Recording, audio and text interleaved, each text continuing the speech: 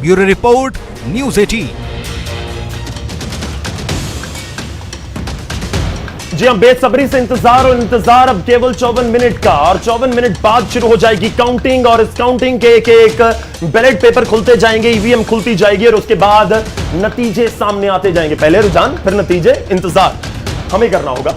और इस बीच हम रुक करते हैं, हमारे साथ पॉलिटिकल एक्सपर्ट जुड़ रहे हैं। हम समझने की कोशिश करेंगे कि हिमाचल में इस समय स्थिति किस तरह की है। मेरे सहयोगी हमारे साथ है पंकज कपाही, राजेंद्र आपको नजर आ रहे हैं, अमन नजर आ रहे हैं।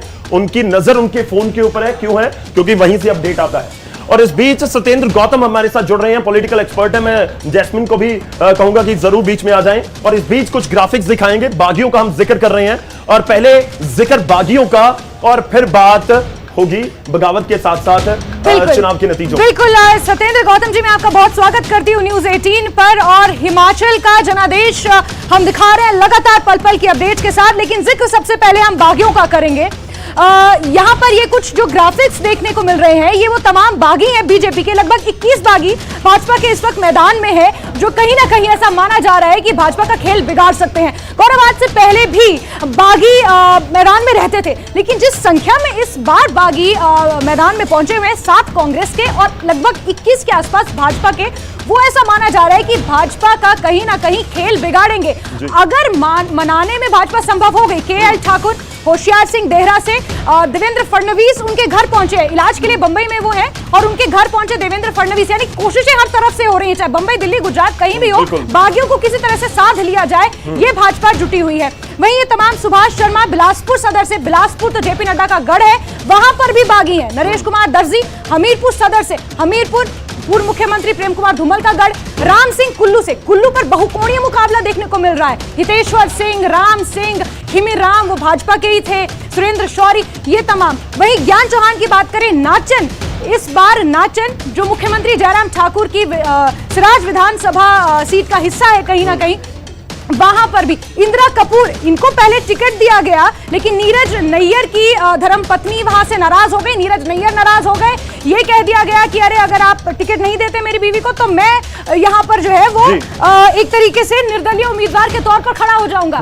तो इस वजह से फिर वहां पर टिकट बदला गया। प्रवीण शर्मा एक बहुत बड़ा नाम है बागियों की फहरिस्त में, क्योंकि प्रवीण शर्मा मंडी में बहुत बड़ा वर्चस्व रखते हैं, बीजेपी में बहुत दायित्व उन्होंने निभाए हैं, इसलिए उनका बड़ा जनाधार है। इसके अलावा जी बिल्कुल, तो एक एक सीट का हम जिक्र कर रहे हैं, और बहुत नजर रही है इन सीटों के ऊपर। जो गौर करने वाली बात है जैस्मिन, वो ये भी है कि 68 टोटल सीट्स हैं। अगर लगभग मैं जिक्र करूं तो 1/3 ऐसी सीट्स हैं जहां पर बागी है। तो बहुत बड़ा ये एक फिगर है। आपको बहुमत के लिए चाहिए 35, और उसमें से अगर 21 ने आपका खेल बिगाड़ दिया, तो फिर क्या कीजिएगा, कैसे आगे बढ़िएगा? गौरव, मैजिक नंबर है 35 और 30 के आसपास ही कुल मिलाकर कांग्रेस, भाजपा, निर्दलीय, अदर्स मिला के बागी हैं एक तरीके से। चलिए रुक करते हैं, सत्येंद्र जी हमारे साथ हैं। सत्येंद्र जी, एक बार फिर से आपका स्वागत है। हम आपको स्क्रीन पर देख पा रहे हैं, बहुत बड़ा दिन है हिमाचल की जनता के लिए। राज रिवाज, बहुत सारी बातें हुई हैं, लेकिन इस बीच बगावत का जिक्र और चिंता मुझे लगता है कि बीजेपी के किसी वर्कर से लेकर प्रधानमंत्री नरेंद्र मोदी तक ने महसूस की है। फोन ऐसे ही नहीं आता। आपको लगता है ये बागी खेल बिगाड़ सकते हैं, और बस इसके ऊपर ही हिमाचल की आज की पूरी सियासत टिकी है, बागियों पर? रोटेट भी नहीं किया लोगों ने। चलिए, लग रहा है हम तक आवाज नहीं है। सत्येंद्र जी, मेरी आवाज आ रही है अब तक? जी मुझे आ रही है जी।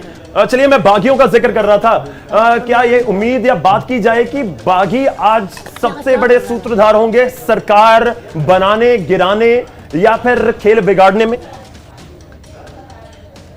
हाँ जी, बिल्कुल निश्चित रूप से बागियों की भूमिका अहम रहेगी। अगर भाजपा सत्ता में आती है और कुछ बागी जीतते हैं, तो भाजपा का निश्चय ये प्रयास रहेगा कि उनको वापस भाजपा के समर्थन के लिए लाया जाए। और अगर कहीं भाजपा सत्ता के करीब नहीं पहुंची है